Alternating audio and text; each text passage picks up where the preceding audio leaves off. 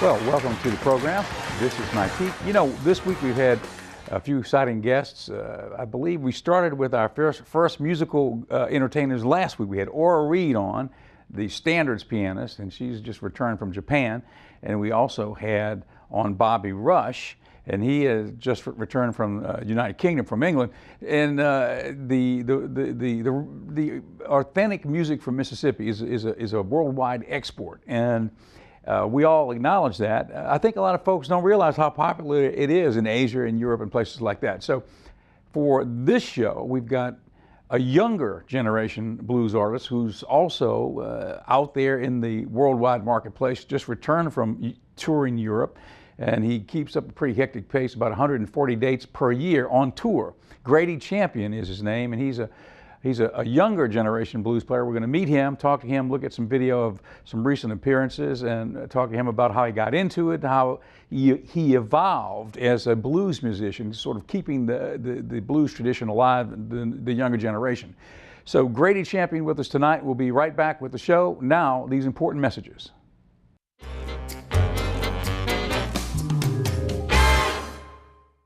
Since 1849, Carter Jewelers has been a part of Jackson's rich history. Over 163 years later, we've not only survived, Carter Jewelers has flourished. From generation to generation, we've established a tradition of excellence. Our reputation is built on customer satisfaction, service, and trust. Every piece of jewelry is handpicked, so you know you're getting the best value.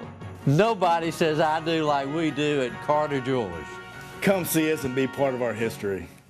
Ingalls Shipbuilding is hiring electricians, structural welders, machinists, ship fitters, pipe fitters, and pipe welders in our Pascagoula, Mississippi site. Signing bonuses available for pipe welders only. Positions are union represented. Come build your career with Ingalls Shipbuilding. Go to www.huntingtoningalls.com/careers or call 888-935-1507. He's right.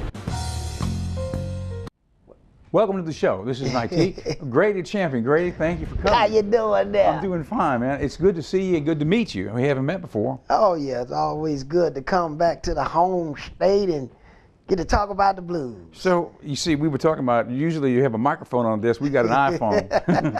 We got an iPhone with the questions that I'm going to ask you.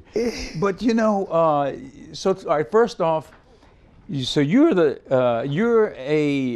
what we describe as the new generation of the blues players. That's right. And so, okay, let me ask you the first question. What is the blues? Well, the blues is a music with feelings and emotions. You have to feel the blues. See, and in Mississippi, everybody come to our state and they borrow our blues. But to get the real stuff, it got to come out of here. Would you say that when you look back at the history of what happened, you know, when I grew up, the Beatles and the Stones were coming across. Now, when the Beatles and the Stones came at the time, we didn't really know that they were just regurgitating playing the blues music back, but now we know that. That's right, they were playing the blues. I tell you what, for me personally, it makes me look at the whole thing in a whole completely different way. That's right. I remember, and with that said, do you remember there was a song called "Time Is on My Side"? Yeah, time, yeah. And the Stones did it. That's right. But do you know? I didn't know, but there was a Irma New Thomas. Orleans. Irma Thomas did the song, that's right. and then Mick Jagger and then picked it up and he came back with a hit. And do you know? I was reading Irma Thomas was pissed about that. That's right. They were pissed, and deservedly so. They never got any credit about it, Right, and the Stones got all the credit in the big $1 million hit. And that was an Irma Thomas New Orleans song. That's right. Well, you know, one thing that you have to respect about, like with the Rolling Stones, they always made it known where the music came from. More so than most. Most, that's right. More a so lot than of them most. didn't do anything. No. But the Stones did. They paid tribute, you know, to the original guy. Hollywood. They make me to the Hollywood. Don't you make me go ahead and say, let me stop. So okay, now how did you know you wanted to do blues as a young child growing up, or did you go into blues? I already know the answer to this question because I've been reading the bio, but let's talk about how you evolved into the blues. Well, growing up, I never took music. Now, it was always in me.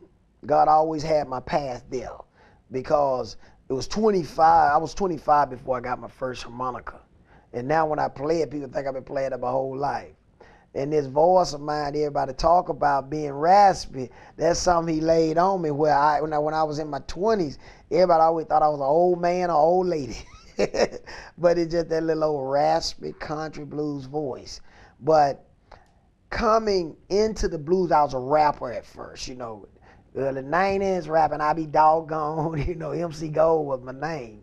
But I wanted to get to a more mature style of music. And I was down in Miami at the time, and a young lady that was playing guitar named Rochelle Cobra was listening to this radio show that she always listened to. I think it was on Mondays, but it had like a blues show. So she said, Grady, you need to check this out, because I told her I wanted to like sing blues or whatever. And I messed around and heard Howlin' Wolf and Sonny Boy Williamson and Muddy Waters. That was it. I knew what I wanted to do. Did you immediately relate to it?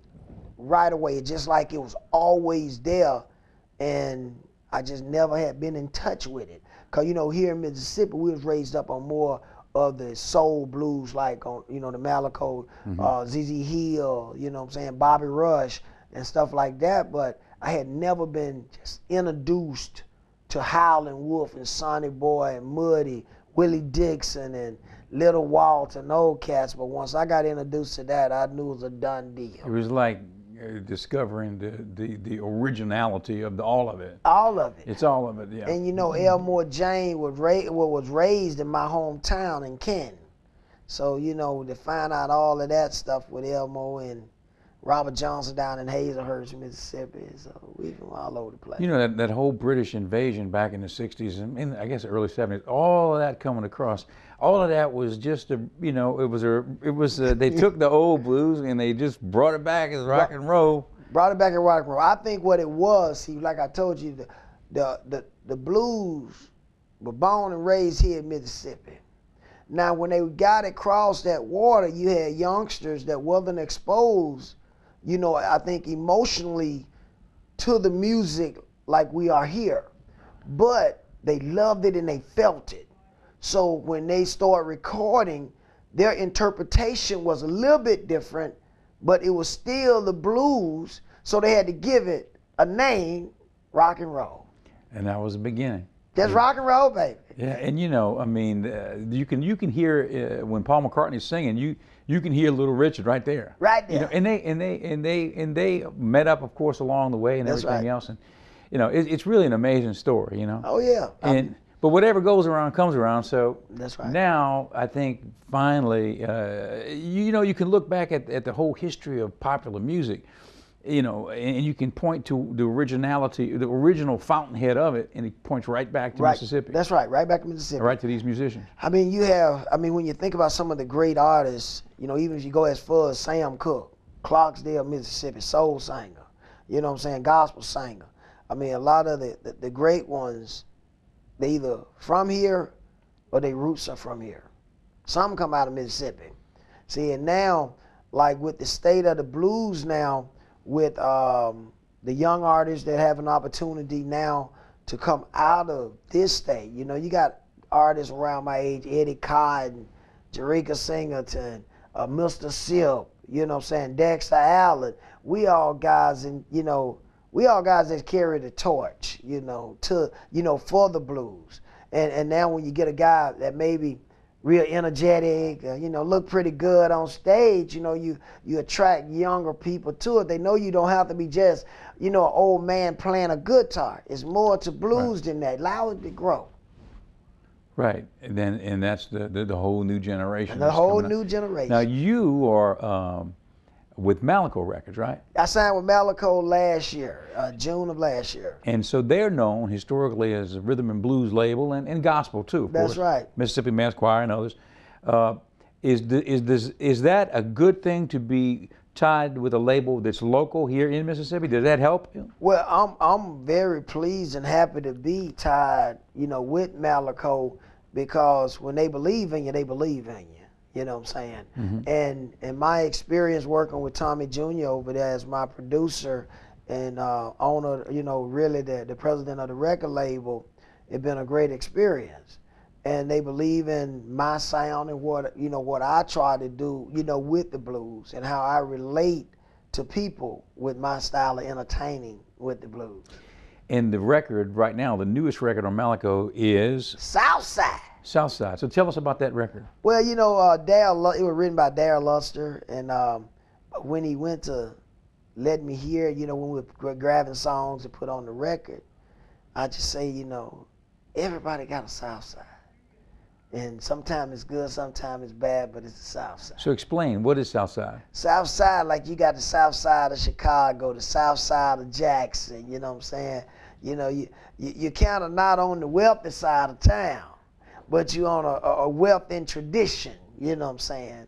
So it's just from the other side of town, you know what I'm saying? Gotcha, that's the interesting thing. There's a South Side in every town, huh? Every town there's a South Side. Yeah, interesting. So we're going to listen to a song when we come back from the break in a minute. We're going to listen to, it's a recent performance you did in Memphis? Memphis, yeah. They did an interview and a live performance on Live at 9 in Memphis. Now, also, as far as your travels, you were recently in Europe, right? Oh, yeah. I just made it back about a week ago. And I tell you, that 18 hours of traveling, it took me about 2 days to get my head straight. Well, what's your impression of Europe? And tell us, where were you at in Europe? Well, you know, I went to Bern, Switzerland, Basel, Switzerland, Paris, France, and Germany. I can't pronounce this city in Germany, but it starts with a T. Well, how was it in Paris, for example? What's your impression of Paris? And how was the reception of your music in Paris? Well, you know, in Paris, man, I mean, Europe, period, they got such an appreciation of the music. Now, their reaction is a little bit different from here, but it's just such an appreciation. They love the music. And, you know, and that's not just didn't start here, but even back in the 50s with Muddy Waters, and right. when they was going, when we had the invasion of the British, you know, coming from over here in Europe, that they just have such love and respect for the music. You know, we were talking about the other night on the show, you know, the Europeans, they were appreciating Josephine Baker and other artists way back, way before America. Early 1900s. It's the truth. Yep. So we're going to come back after the break with more of Grady Champion. We're going to take a look at a video he did recently at the television station in Memphis and talk more to him. We'll be back after these messages.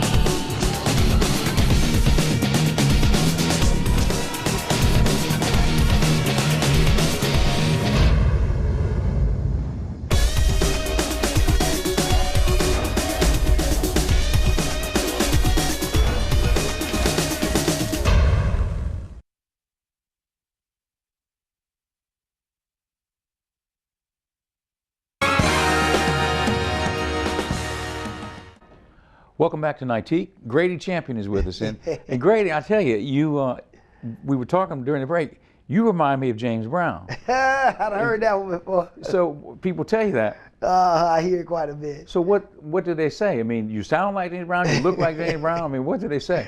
Well, I think it's the energy and then probably the raspiness of the voice, you know. And I think just like with James, we come here as raw talent, you know what I'm saying? We raw, we keep it real, you know what I'm saying? Get on out, all that good stuff. I actually auditioned to play James in the movie, but you know, they had some more experience that was waiting on that thing, but. You know, I mean, I can understand a very experienced actor getting a big role like that, but if they want somebody to look like him and talk, they're gonna have to pick you, I think.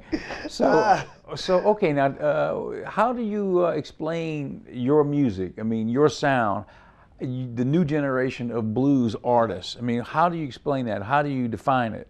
Well, I just think my music is fun. It's fun. It grows. Because I take traditional blues, modern blues, and I bring it together and make Grady Champion's Mississippi blues, baby. But I just think it's just about the growth of it. And with me studying so much other the traditional blues, and and also with me being involved in rap music. Does that help you, contributed. you think? That helped me a lot. How does it help you? As a performer on stage, or? It helped me more at the time with my writing. You know what I'm saying? I mean, with By rhyming? Right. When I was writing rap music, it relates well with, you know, with me writing my stories with the blues. And the raspy voice just was there. So as far as the writing, how big a part of is writing in your career? I mean, as far as being not only a singer and a performer, but also, you know, a writer. Oh yeah, you know, I mean, like even on the album I just did with Malico, I wrote on about 5 of the songs, but I'm always writing stuff because I always have a story to tell. When you get out on the road and travel like we travel, there's always something you're gonna see that you want to write about. We have a story to tell. You know, we were talking before the break about the reception, for example, in Paris. What's the how do the folks relate? I mean, do they come up and want to talk to you, want to ask you questions about what's life like in Mississippi, or how do they? Very intrigued. They're very intrigued about our lifestyle and our music, and that made me, even with my album before this one, I did an album called Tough Time Don't Last, and I wrote a song called Mississippi Pride. So they play that a lot on Sirius XM radio, and that tell everybody. See, a lot of them don't have to ask as much now, because when they listen to that song, I tell them how it is about being raised in Mississippi and the love that we have for our tradition and music. See, I think the Europeans have they might have a greater understanding or perspective on American history than we as Americans do. That's right. You know what I mean? We know our history, but they know it even better than we do. That's right. The appreciation of it, see. Right. They know where all of this emanates from historically. That's right. So the appreciation of the music is just unbelievable from the way they're, you know, I think they just really just blown away by When you it. come out on a stage in Paris, for example, do you know when you come out, you're just ready to tear them up and knock them out? Do you know that? Ready to have fun, Cocorico. And you just got them right then, right? You got them. That's right, it's ready, You man. got them at that moment. It's ready. That's something. That is Well, you something. know, like I say, it's a little different from here, but it's all about fun. They can tell when you're real with it. Yeah. You know what I'm saying? And the Mississippi blues is authentic. That's ours. We might loan it out, but you got to bring it and give it back. All right, so tell us about this clip, this performance in Memphis at the TV station. Yeah, we went up. We performed it live at 9 in Memphis, and I performed the single Southside. And this is the new record on the Malico label. On the Malico label. Okay, well, let's take a look at Southside. Look out, man.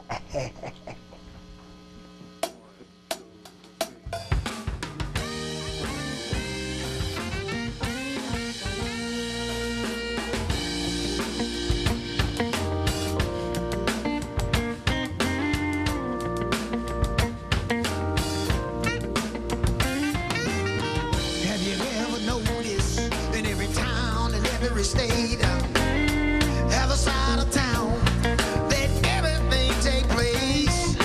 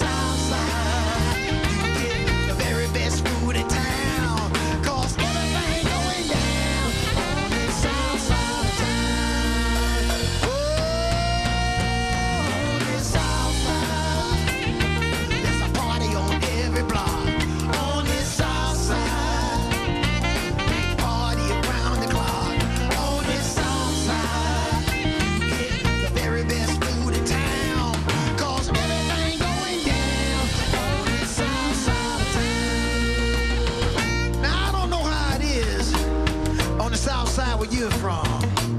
But where I'm from, Miami, Florida. On the south side. Ooh, it may be considered a hood. On the south side. On the south side. All the girls look good. On the south side. Got a liquor store next to the checkout your place. On the south side. Exit there, bell bombing just in case. On the south side. Leroy, you can get you what you need. On the south side. You didn't hear from me, but he sells the loud. On the south side. New York City, Memphis, Tennessee. On the south side. On the south side. That's where you wanna be. On the south side. Jackson, Mississippi. It's all good. On the south side. I go to Candy where the food is finger licking good. On the south side. New Orleans, Detroit, Michigan. On the south side. On the south side, the cars are always looking calm. Everything going down on the south side of town.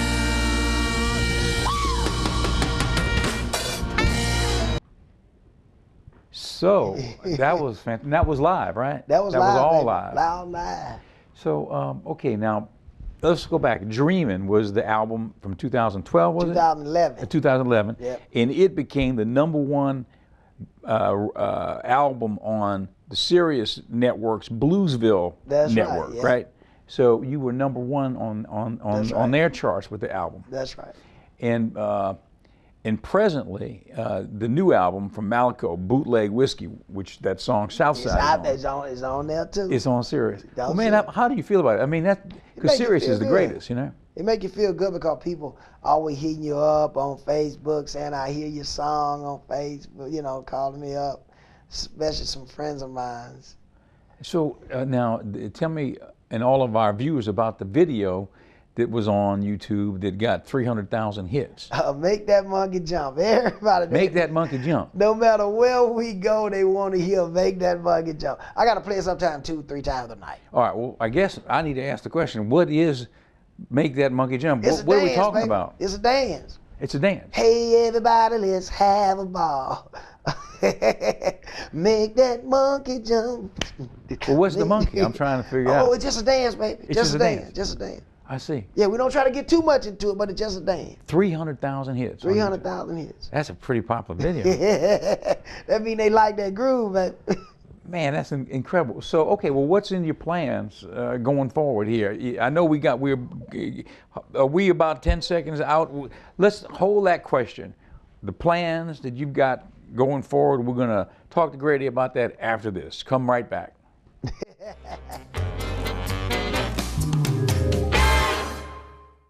Since 1849, Carter Jewelers has been a part of Jackson's rich history. Over 163 years later, we've not only survived, Carter Jewelers has flourished. From generation to generation, we've established a tradition of excellence. Our reputation is built on customer satisfaction, service, and trust. Every piece of jewelry is handpicked, so you know you're getting the best value. Nobody says I do like we do at Carter Jewelers. Come see us and be part of our history. With Grady Champion here on Nightique. So, okay, looking forward, the future, what are your plans? What's going on for the next year? Well, I tell you, getting on the road, we're getting shows booked where we're going to be back across in January. We're going back up to Canada, the Midwest, working our way back down, then going to Florida in February. So we getting it together, just hitting that road, man. Do you find that being on the road is a tough thing, or have you adapted well to it? Oh, I love it. I mean, I love it. We play, we rest. So you just got to manage your body. You got to manage your diet on that road and drink a lot of water. You know what I'm saying? And you know, I don't eat beef or pork. So before I go out, you know, in my rider, I have on there, you know, when they feed us that Grady don't eat beef or pork and all the, you know, fried food. So try to keep myself going. And do you find time to exercise? Oh yeah, I mean, while the boys, the band will be still asleep, I'm up walking 4-5 miles around the city.